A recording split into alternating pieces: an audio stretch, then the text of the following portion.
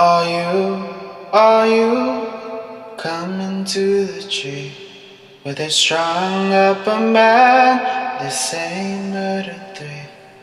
Strange things that happen here. How stranger would it be if we met at midnight in the hanging tree? Coffee. Without it, we would never have had the Industrial Revolution. We'd all be still living in Europe in mud huts. Here in Laredo, we have the Organic Man Coffee Trike. 4501 McPherson, the best coffee on the planet. If you can't get to Laredo, you can order from the Organic Man Coffee Trike.shop.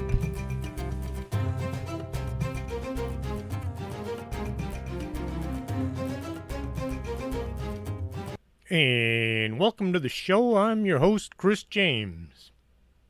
I was looking at my geolocation stats from all over the world. Folks in India, United Kingdom, the Philippines, Australia, Denmark, Greece, Norway, Canada, and of course the US are listening to Strange Things. I am impressed considering when we started this thing, I figured I'd last about 6 weeks before running out of things to talk about. Those of you that are in countries that don't speak English as your primary language, I hope I'm understandable. I tend to use words that might not be used elsewhere and definitely aren't found in most English classes. Being from Texas, well, that's kind of how we do things. We have expressions and words that really don't translate well. If I am saying things that y'all just can't understand, let me know and I'll try to avoid any idiomatic expressions and things. I was wondering why nobody in Mexico was listening. Then I figured they're probably on Arkanasa.com, which I don't get any stats from them. If any of y'all or you have a subject you'd like to hear, let me know and I'll look into it. Also, remember, I am still looking for stories for my next book. I already have a few from Australia and South Africa. Any kinds of ghost sightings, UFO encounters, or cryptids you or someone you know has seen, let me know and I'll put them in my next book. Seeing as the show is international, I thought I'd try doing a show on strange things from the countries listening. I have said on the show many times when talking about Indians, a feather or dot. I got this from John, who is a Ho-Chunk Indian from this side of the planet. Does my using the term dot or feather rub anyone wrong? The bindi is what I refer to when I say dot, and I figure you can guess what the feather means. Is there some other way of differentiating the two cultures? Let me know if there is. I'm hoping you have a good sense of humor and find it a decent way to say which group I'm talking about. If you just say Indian, well, it could be either side of the planet. In India, there is a cryptid called the Monkey Man. The first written reports of a type of forest race from India who spoke no known language and were violent and covered with hair was written by Pliny the Elder in 1770 BC. He said they gave out strange and sometimes terrible noises. The creature made international headlines in May of 2001. It had been an unusually hot summer, and thousands of people were sleeping outdoors and on rooftops and with all the windows and doors open. This gave the Monkey Man the ability to attack more folks than ever. A woman named Nora Jihan was attacked by this creature, She said it looked like an overgrown monkey that walked on 2 feet like a man. She said that its face was all black and it looked like a monkey's face. She reported it as being about 5 feet tall. The creature grabbed her and started hitting her in the head and the face, scratching and biting as he did so. She suffered a concussion and had contusions and abrasions on her body needing medical attention. Other reports put the monkey man as tall as 8 feet. It had been seen climbing up sheer walls, power poles, and jumping from roof to roof. Rai Sudin was another one of the many victims of the monkey man. He also survived, but it was a close call. The monkey man gave out an intense scream as it attacked. It bit his neck, causing a lot of blood loss as well as intense pain. Sudin said he wasn't doing anything to cause the attack. The creature simply came at him. The injury gave the authorities evidence of a huge creature running loose in the city. The bite couldn't be associated to any known animal. The monkey man had been reported all over New Delhi, and calls for police protection were so frequent they formed a special Monkey Man Commission to deal with the volume of reports and attacks. In a 10-day period, there were 379 reports. 3 people died from their injuries and dozens were hospitalized. The police put up video cameras and they used night vision to hunt the attacker night and day, but the monkey man was never caught, not even on film during its attacks in New Delhi. Having a choice of getting any rest or dealing with the possibility of being attacked, many thought there was a good enough chance the monkey man would not show up in their neighborhood. As more attacks were reported, the folks began to try keeping watch all night instead of sleeping. This lack of sleep led to many bad-tempered altercations.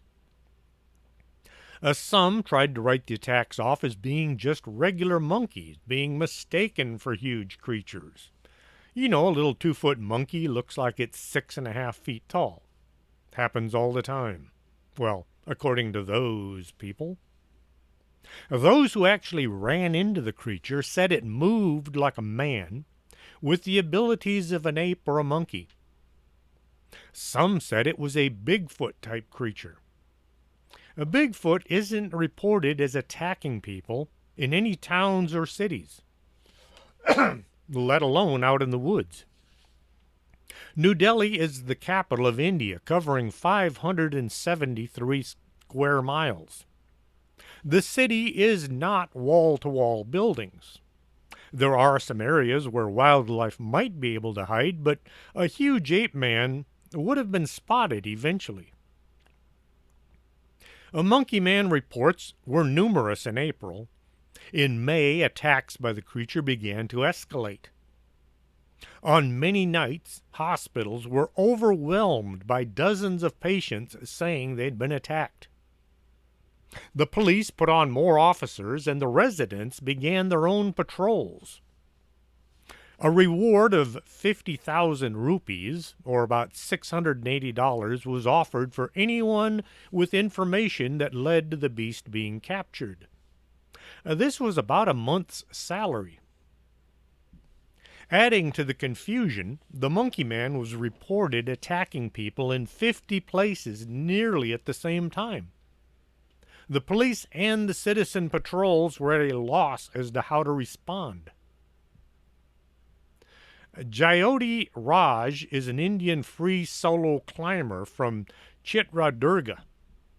Known as Kathi Raju, or the Monkey King, Raj is famous for scaling the Chitradurga fort without a safety harness. Free solo means he climbs without any form of safety devices. No one ever suggested that he was responsible for any of the attacks. The Monkey Man stopped attacking folks in New Delhi around February 2002. Reports faded away, and people living there were able to get back to their lives mostly. The weather also cooled down, allowing people to secure their homes at night. It makes me wonder if the hot weather was causing the creature to go looking for trouble.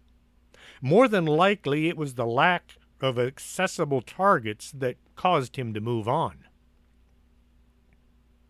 Another mystery coming from India is the Padmanabhaswamy Temple. That is one long name, which, from this point on, I am going to refer to as the Golden Temple. A lot shorter and a lot easier for me to pronounce. I have a hard enough time with English. This is one of the wealthiest temples on the planet. The Golden Temple is located in Thiruvananthapuram, the capital of the Indian state of Kerala, and it is one of the 108 centers for Vaishnavism, or the worship of Vishnu. The temple was built in the Chera and Dravidian architecture style. It was dated back to the 6th century. Over the centuries, the temple has been guarded by the Travancore royal family, which renovated the place in the 16th century. The Travancore family are said to be descendants of Saint Kalashikara Alwar, and they have been secretly guarding and managing the temple's treasures. In 2011, the Supreme Court of India removed the Travancore family from leading and managing the temple after a hidden treasure was discovered. The Golden Temple has always been shrouded in mystery. It is one of the oldest temples in India. Ancient texts suggest that it was made almost entirely of gold. There are priceless treasures consisting of gold coins, gold necklaces, lockets, silver rings, hoards of gold bars, arrows, gold thrones, all manner of precious things, including gems, diamonds, rubies, all hidden underneath the temple, stored away in 6 secret vaults. This treasure, which might be worth trillions of dollars, has been unearthed underneath the temple for centuries, without anyone but a few individuals knowing about it. I am amazed the British didn't get a hold of it and haul it away when they were running things. Like any other temple, most of the wealth is believed to be donated to the deity and then stored in the temple by several dynasties. Because the Golden Temple is centuries old, the valuables have accumulated over hundreds of years, hence the reason for the unimaginable hoards of treasure. The temple was also used by several royal families to store away their wealth during invasions. To keep the wealth secure, the treasures were hidden in 6 sealed underground vaults, labeled A through F. Many scholars have suspected the existence of the vaults over the years, but it was only after the temple was finally explored in 2011, following that court order, that the existence of the vaults and the treasures in them was confirmed. In 2011, the Supreme Court heard a private petition seeking transparency in the running of the temple, and ruled in favor of the petitioner. Subsequently, the court ordered that the 6 vaults be opened. Vault A was opened with much effort, and the treasure recovered from it was estimated to be roughly worth 2 lakh crore. I believe that's how it's pronounced. Lakhcrore. The numbering system used to express large numbers in the Indian subcontinent, Bangladesh, Bhutan, India, Maldives, Nepal, and Pakistan to express large numbers. The term lakh is 100,000 and crore is 10 million. As far as I could find, this would be about 2 trillion, that's with a T, dollars here in the US. Vaults C, D, E, and F had been opened several times before by the temple priests for religious purposes, and their contents, although still valuable, were not much of a mystery. The real mystery began with the opening of Vault B, which was heavily locked by 3 doors: a metal grill door, a heavy wooden door, and an iron door. They opened the first 2 doors successfully, but when it came to the 3rd door, they found it was jammed shut with no way of opening it. They had brought in a locksmith to open it, but before the locksmith arrived, the Travancore family got an injunction in court against the opening of Vault B. According to the family, opening Vault B would not only be dishonoring to the deity, but it could also lead to a widespread curse over India and possibly the entire world. To support their claim, the door of Vault B are all adorned with mysterious and ferocious images of cobras, believed to be guarding the treasure.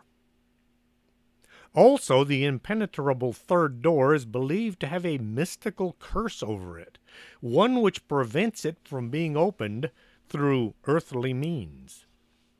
If anyone tries to open the door forcefully, a series of misfortunes and catastrophes will befall them. Because of this, Vault B remains locked even today, with few, if anyone, knowing what lies beyond the door. Rumors have it that the treasure in the vault are almost equal or perhaps even more than Vault A. What I want to know is, will the citizens of India benefit from all that treasure? Will the lifestyles of the folks improve, or will most of the treasure go to those already so rich they think they own the world? Plus, what is hidden in Vault B? More treasure, or maybe something else? Something the elites think we shouldn't know about. What if there's a flying saucer parked in there, or maybe the Ark of the Covenant? As far as we know, it could be anything. And until Vault B is opened, we may never know. Then again, if they open Vault B, could this lead to the end of the world? Who knows? The United Kingdom has a whole pile of weird creatures, from ABCs, or better known as alien big cats, to Black Shuck, the giant black dog that roams the countryside. There have been sightings of a Bigfoot-type creature in just about every open country area. From Scotland to Wales, they report a hair-covered creature that is either a Sasquatch or a wild man. Many times the thing is seen holding a huge wooden club. The shug monkey is a ghost-like, hairy hominid that fits squarely into the big hairy monster, or hairy biped category of Bigfoot. It has been seen in Rendlesham Forest. What else is Rendlesham Forest famous for? The creature has been seen in the Suffolk area, particularly on the road that runs between West Rading and Belsham. Witnesses describe it as a combination between a big dog and a monkey. Sometimes it is linked with British werewolf legends because of its canine features. It leaves footprints that look like a dog's track, except they're gigantic and they have flattened claws that seem shaped more like human fingernails or toenails. This could be either a wild man, a Bigfoot, a dog man, or maybe even a werewolf. Then again, it could be people are seeing different creatures and lumping them all into one cryptid. The beast of Bodmin Moor is a phantom wildcat that some Brits believe prowls the misty moorlands of Cornwall. It's been sighted over 200 times between 1983 and 2016, so it's more likely still alive today. Just haven't been too many sightings since 2016. Visitors to Cornwall are often warned of the beast's jaguar-like fangs and its piercing bright yellow eyes. This beast has actually been credited for a number of attacks on Cornish wildlife, like the decapitation of a deer found near where it was once spotted. If you glimpse a big black beast in the Cornish moors, keep your distance and report a Bodmin sighting to the local police. In Lyme Regis, Dorset, England, in the 17th century, Azariah Piney brought a slave back to his home in Biddiscombe Manor after he had been traveling during the English Civil War. The slave died under mysterious circumstances. The slave's last request had been that his body be returned to his homeland in the West Indies. His request was ignored, and he was buried in a local graveyard. Screams were heard coming from his grave. Repeated attempts to dig up and bury his body elsewhere were followed by the same angry screams. Eventually, the skull wound up in the manor, and the screams stopped. The skull still remains at the manor today. The Burton Agnes skull is located near Dryfield in East Riding of Yorkshire, England. The hall was built in 1598 during the reign of Elizabeth I by 3 sisters, all named Griffith. The youngest sister, Anne, was attacked near her home by robbers. They beat her after she refused to give them her mother's ring. Townspeople, hearing her cries, rescued her and returned her home. She died 5 days later from her injuries. On her deathbed, she requested that her head be placed within the walls of the manor. Well, the family ignored this request. Shortly after she was buried, and the house's construction was completed, the sisters began to hear noises throughout the house. Yelling and screaming coming from rooms that nobody was in at the time. The sisters got to considering the last request of Anne, and so they returned to the family's burial vault to hopefully undo their mistake. The body was found completely intact, but the head was separated and setting a ways from the body. Some stories say the head was grinning when they found it. The head was taken back to Burton Agnes Hall. After that, the noises stopped. The noises would happen again when later residents tried to remove the skull. They put it back. The skull was later placed within the walls for safety. Although the noises have stopped, Anne will sometimes make a ghostly appearance on the anniversary of her death. The Calgarth Hall skull is located in Windermere, Cumbria, England. Miles Phillipson, a justice of the peace, owned Calgarth Hall, as well as a lot of land around it. He wanted more land, and he pursued the property of a young couple. The couple refused to give up their home. He somehow had a silver cup hidden in their home, and then he told authorities that the young couple had stolen it from him. So they were arrested. Since he was the justice of the peace, they were found guilty and sentenced to death. On the scaffold, the young woman uttered a curse on Philipson's family, saying the tiny piece of land he was stealing would become the most expensive land he ever acquired. Shortly after their execution, two skulls appeared in Colgarth Hall. They screamed aloud every night. Although they were removed from the property, they always managed to appear back in the hall. Philipson faced many hardships because of the curse. He couldn't get any sleep at night. His wealth slowly diminished. His family died at an unusual rate. Eventually, he joined them as well. The skulls were eventually boarded up in the walls of the house. A Theophilus Braham skull is in Tunstead Milton, Derbyshire, England.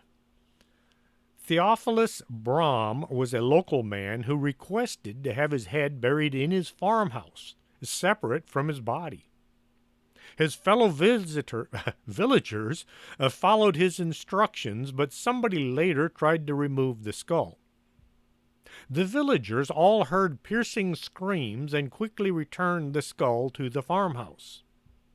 In later years, villagers tried to remove the skull again, only to have their spades split in half when digging the skull up.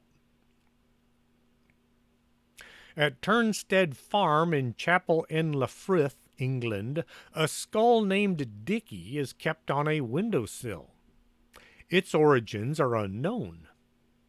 Some say it's the skull of a woman who was murdered in the same room. Others say it's Ned Dixon, an ancestor of the people who built the farmhouse. Nobody knows. The skull is said to serve as a guardian of the house, making noises whenever strangers are present. Dicky has also alerted the residents to the birth or illness of farm animals. The skull even warned of the coming death of a family member.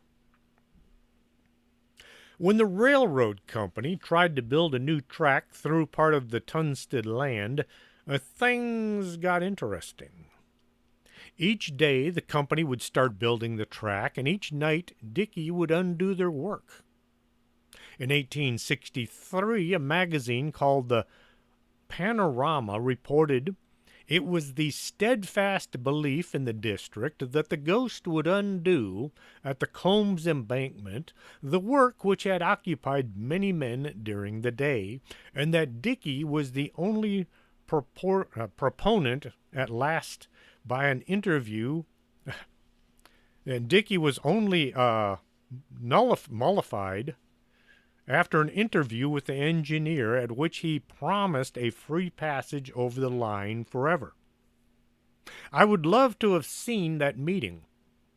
A bunch of railroad men all sitting around a table with a skull at the head. They somehow managed to negotiate a truce between the railroad company and the skull. Legends say that robbers tried to steal the skull, but they returned it after its incessant screams.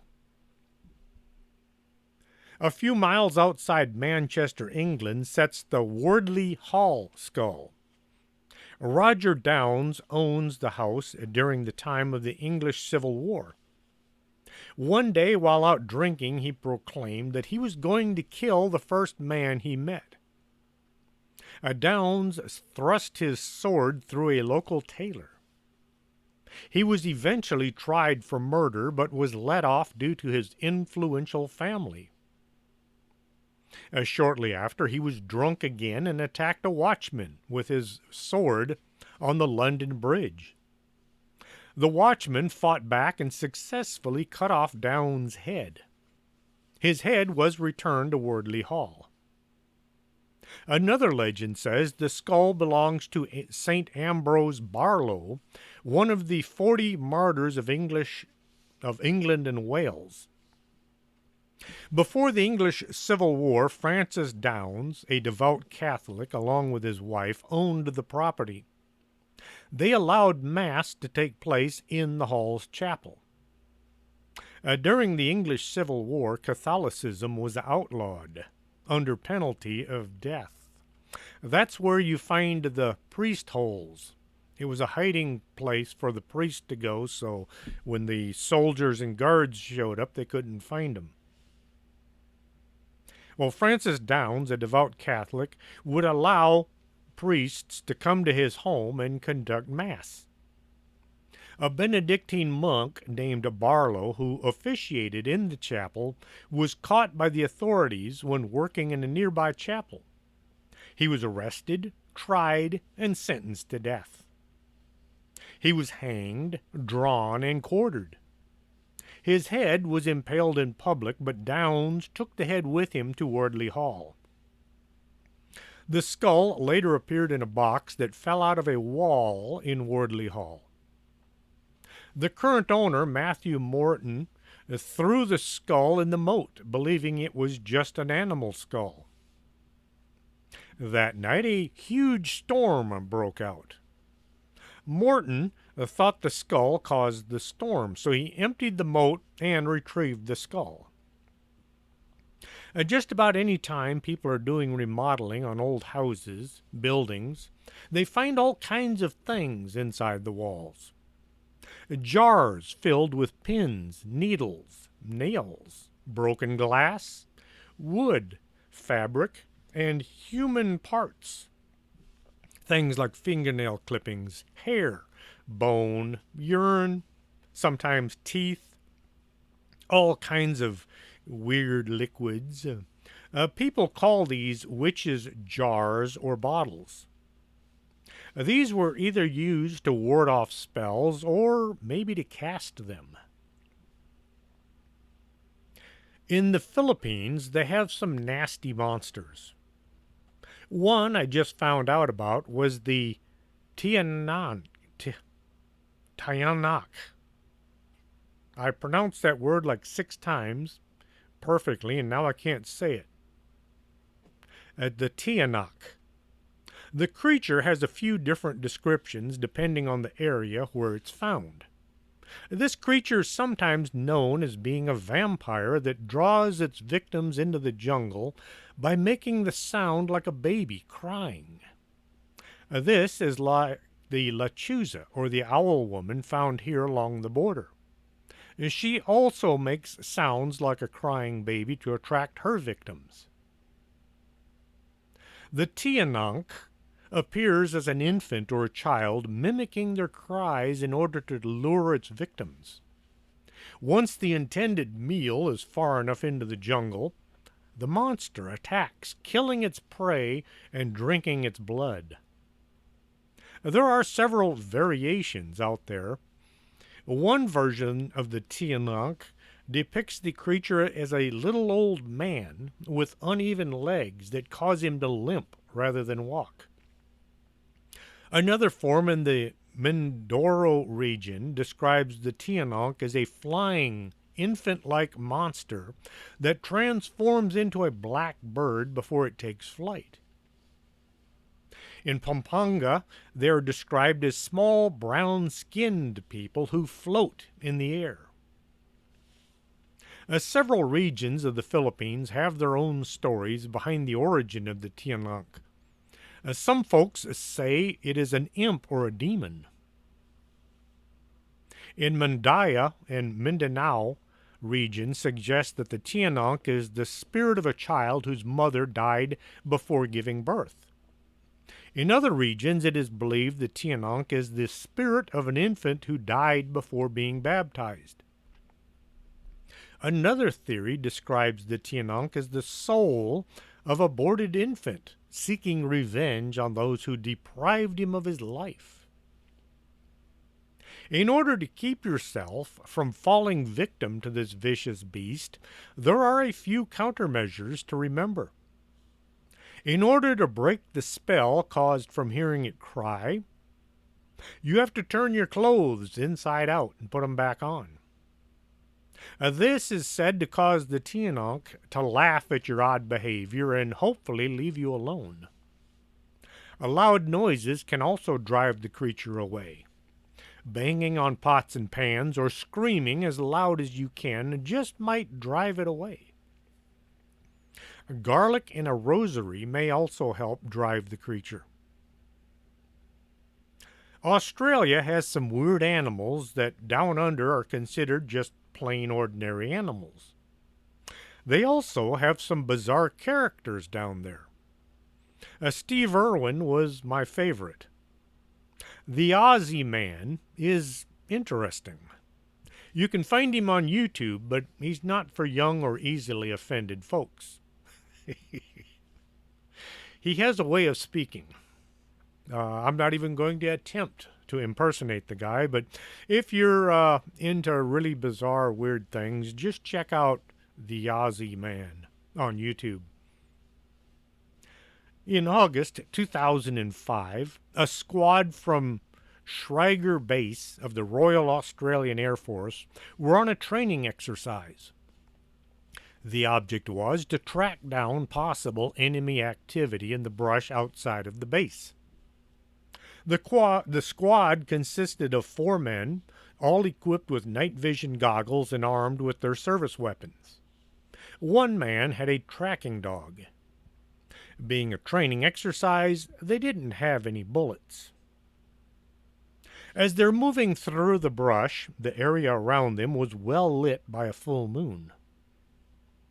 Following a creek, the men walked into a clearing. Looking around, they spotted something on the trail behind them. The creature was on all 4s. It looked like it had spots on its fur. At first, they thought it was just a really big dog. One of the airmen said, "We came across the quarry and pulled up, looking around, and this creature was sniffing on the ground, following exactly where we'd come through. It pulled up on a mound about 50 meters, or 160 feet away, and it just sat there. We had our night weapon sights and our night vision on, watching it, and the creature just sat there, sniffing and watching us. The 2 front legs were bigger than the back legs, with big shoulder blades. I would have said it was a hyena, but we don't have hyenas here. It was weird looking.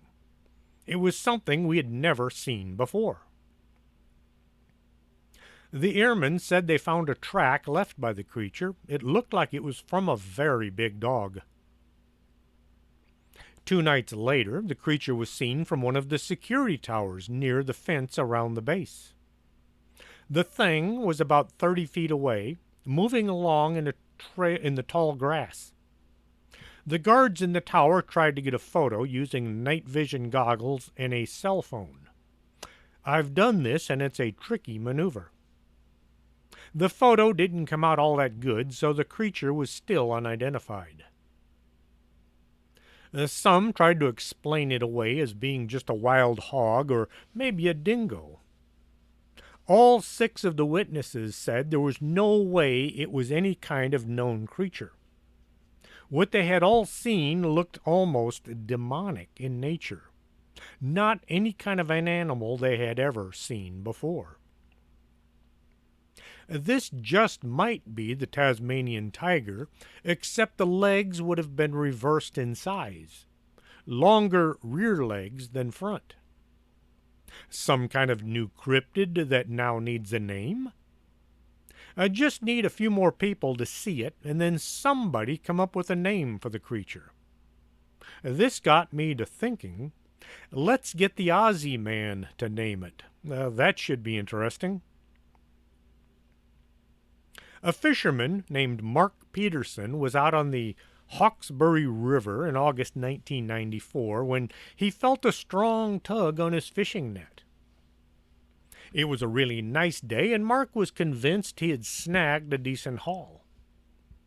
He began to pull the net in, hoping to have enough fish to last for days. What he pulled up from the water was not fish, but a heavy piece of steel, shaped like a huge cross. Attached to it were the remains of a person. Once Peterson got over the shock, he called the police. The authorities took his statement and they examined the remains. Forensic pathologists found that the remains were a human male between the ages of 21 and 41, and that the body had been intentionally arranged on the cross to form a crucifixion.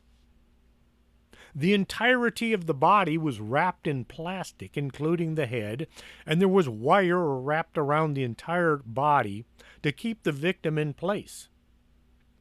Due to being in the water for a long time, the fingerprints could not be identified. The news media began calling the victim the Rack Man.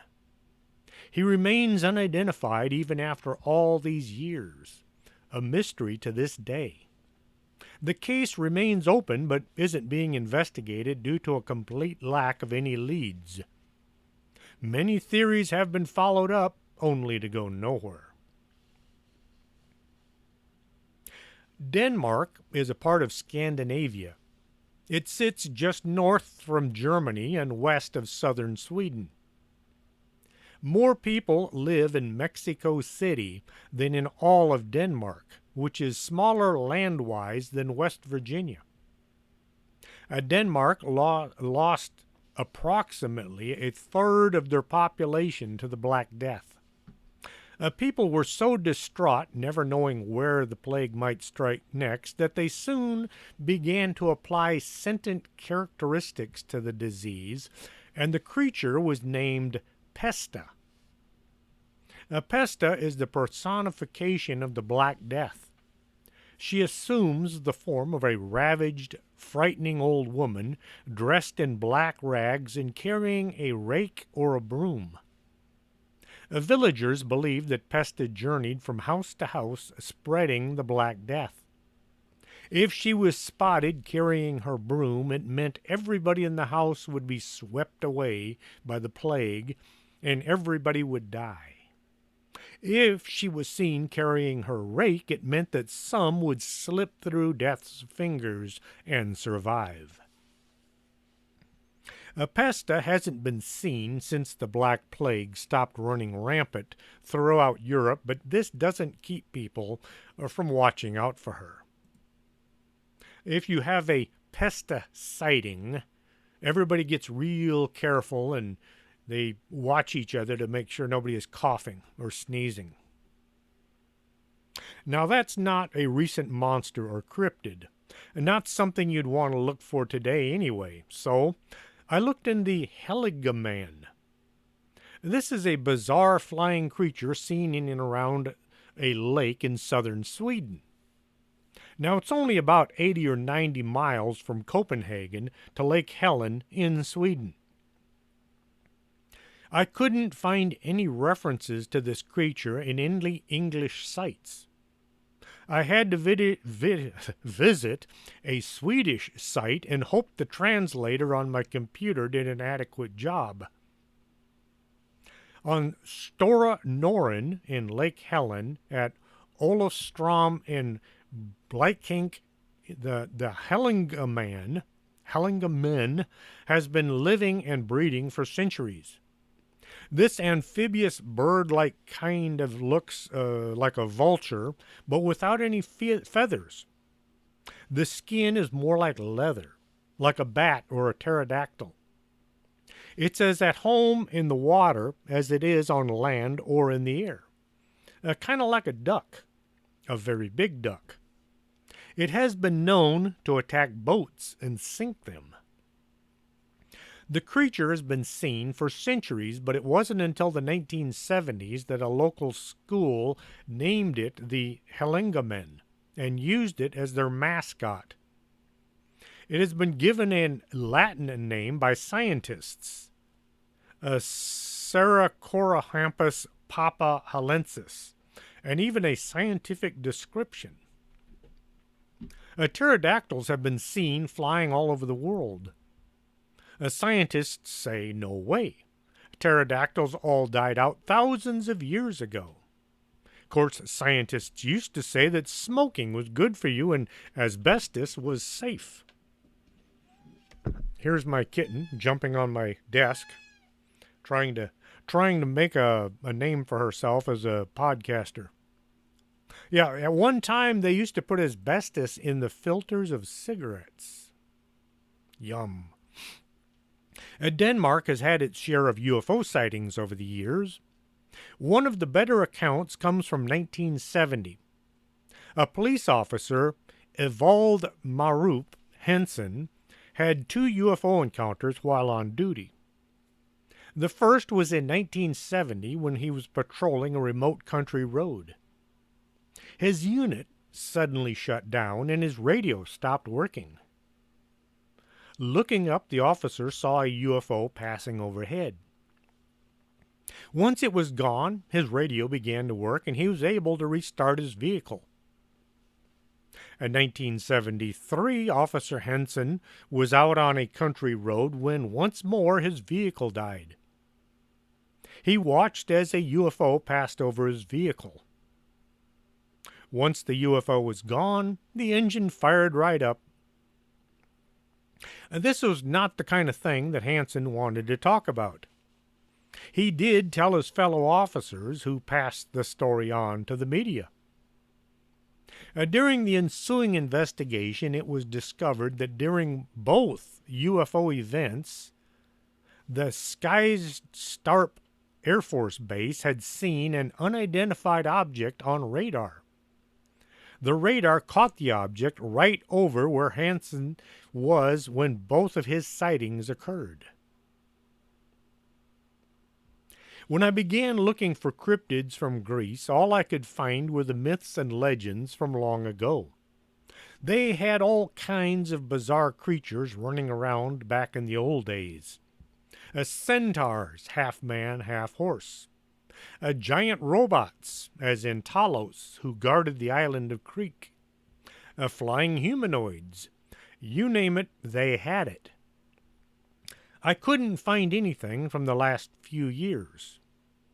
There was a weird-looking sea monster, but it turned out to be a broken piece of a fender from a freeboard. They do have a lot of UFO sightings. One came from Google Earth. Somebody was looking at the coast, and they found a whole fleet of flying saucers under the water along the shoreline of Nea Michaniona. Michaniona. Michaniona. Michaniona. The smallest craft was measured at 250 feet across. All of the craft were visible as round, saucer-like objects with a smaller circular dome on top. Many folks say there is an alien base off the coast near the Rocca Pia, Italy castle. The creatures are said to call themselves the W-56. From 1956 to 1978, friendly extraterrestrials, known as the W-56 Amaxia Friendship Group, from several parts of the universe, used underground and underwater bases in Italy, France, Switzerland, Germany, Siberia, Argentina, Greece, and Chile. The Amaxia looked just like us, but they varied in size from 3 to 9 feet tall, and they lived under the area of the Ascoli Piceno, a small town in central Italy. These aliens are able to walk around in public without being detected. Well, all except for the really tall ones. The short ones look just like kids, and the medium-sized ones look just like us humans. Those who encountered them said the ETs and their saucers couldn't or wouldn't hurt anyone. Their craft were programmed to self-destruct rather than harm anyone. There are many different alien species living there, and they have contacted humans on many occasions. The friendship case spawned over 3 decades of meetings with aliens.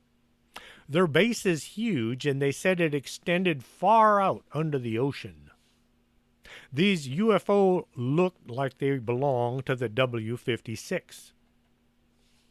Travis Walton must have run into a different group of aliens since they tried to kill him. Calvin Parker said the aliens he ran into told him they weren't going to hurt him. They lied. In 2018, a UFO was witnessed by passengers on a plane flying over the Aegean Sea, which is located between the Greek and Anatolian Peninsula. One of the passengers on the plane captured footage of a bizarre object flying alongside their aircraft. It performed several maneuvers that seemed like they would be impossible for any known aircraft to pull off. The witness got his cell phone out and was able to get a few seconds of its maneuvers.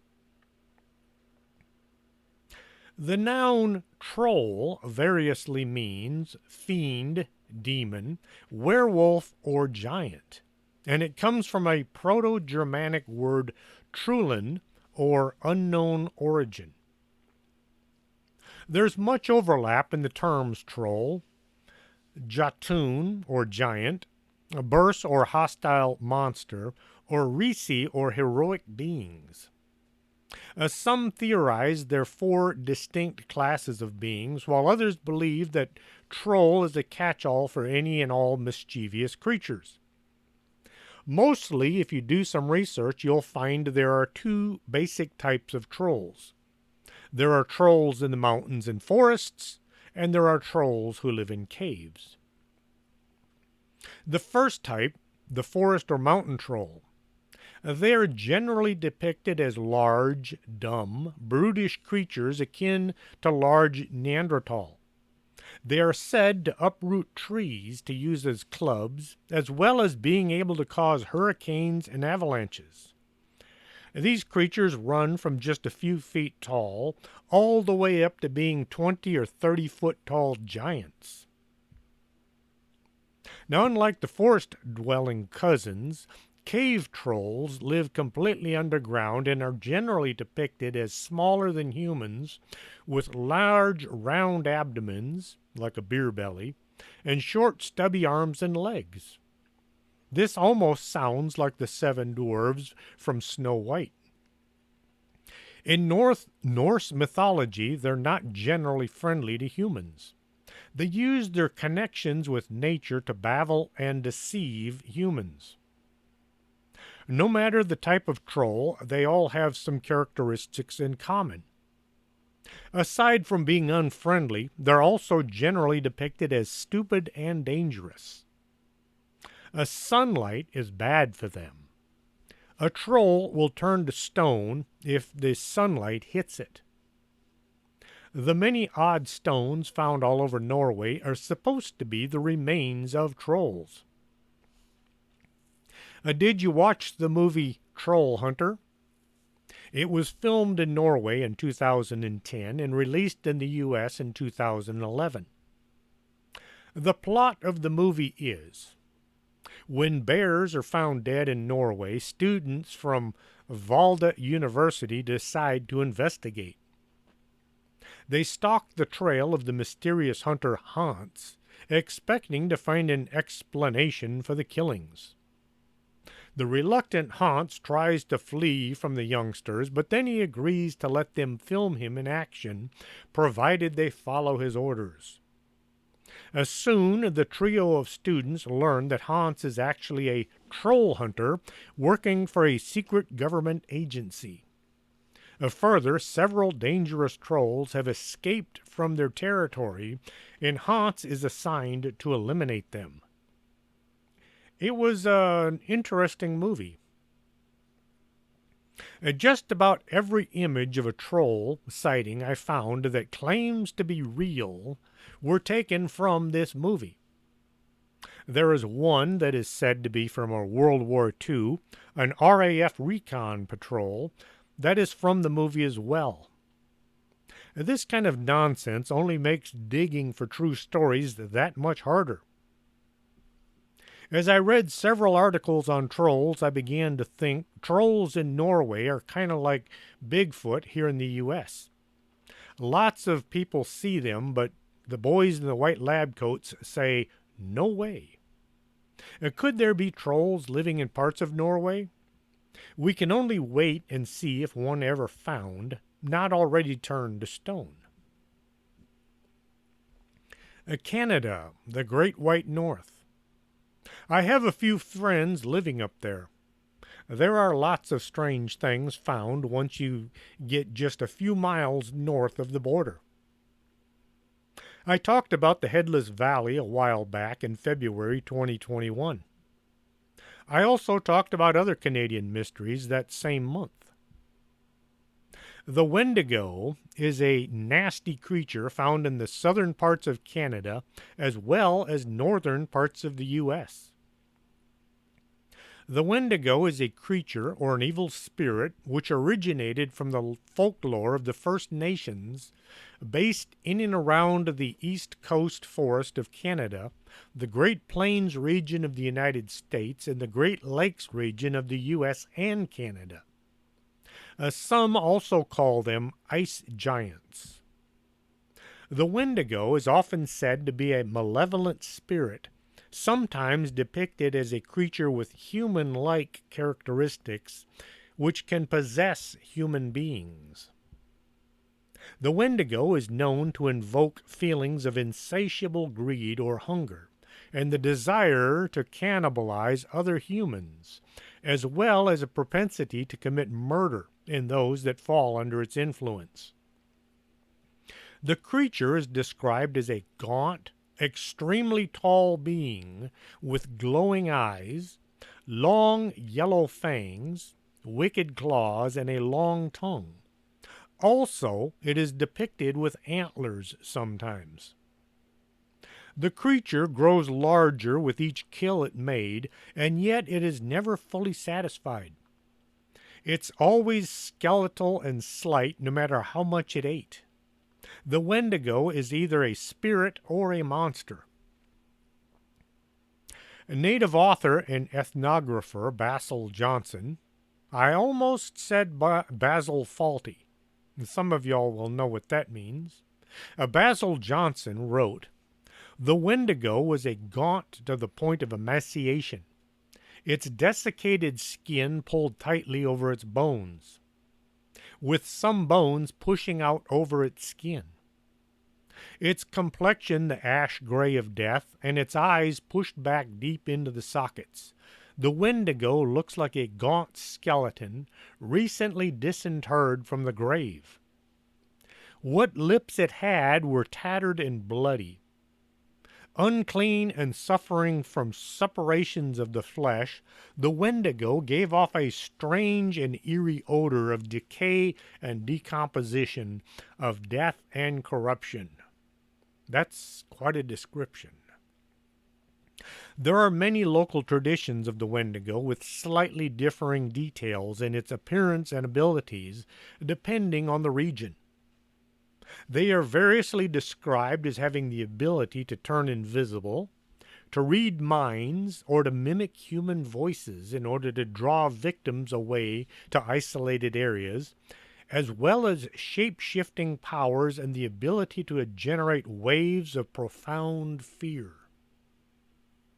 The origin of this creature has some variations, but the main cause, according to the majority of traditions, is that humans who were overcome by greed or hunger, or those who resorted to cannibalism to stay alive, were at risk of becoming Wendigos themselves.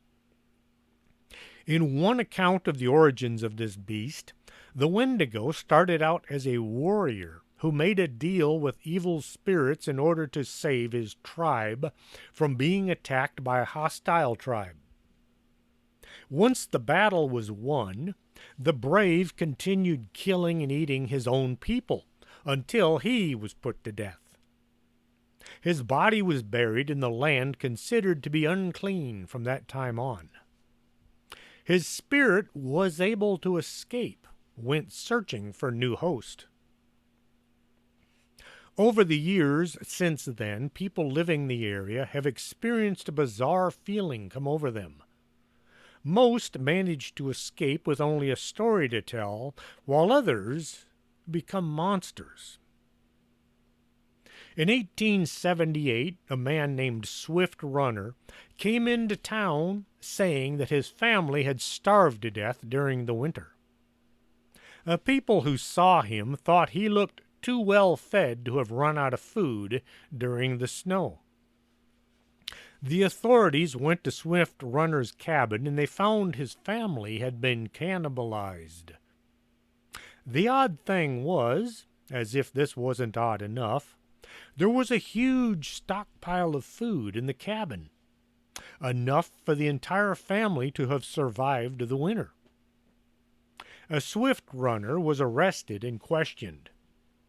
He said he had been possessed by the spirit of the Wendigo and he was forced to consume his family. The man was found guilty and executed. His body was buried and rocks were piled on top of it. The area where the body was interred was considered to be cursed from that time on. Tim McLean was murdered on the evening of July 30th, 2008. McLean was a 22-year-old Canadian man. He was stabbed, beheaded, and cannibalized while riding on a Greyhound bus traveling the Trans-Canadian Highway. The bus driver slammed on the brakes and all the other passengers jumped off. They had to hold the doors shut to keep the killer from escaping. They watched through the windows as the killer consumed parts of his murder victim. March 5th, 2009, McLean's killer, 40-year-old Vince Lee, was found to be not criminally responsible for the murder and was remanded to a high-security mental health facility. He was diagnosed as having Wendigo psychosis.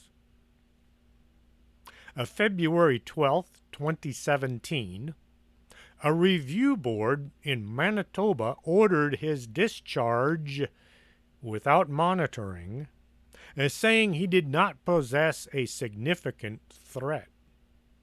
A significant threat?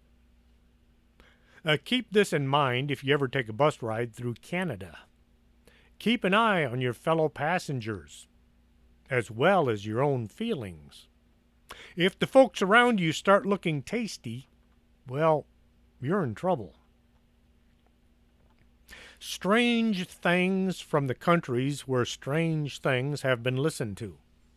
I hope you enjoyed the stories. Let me know what you think. I'm still looking for stories for my next book. You can contact me at strangethings@arkanasa.com. That's ARCANASA.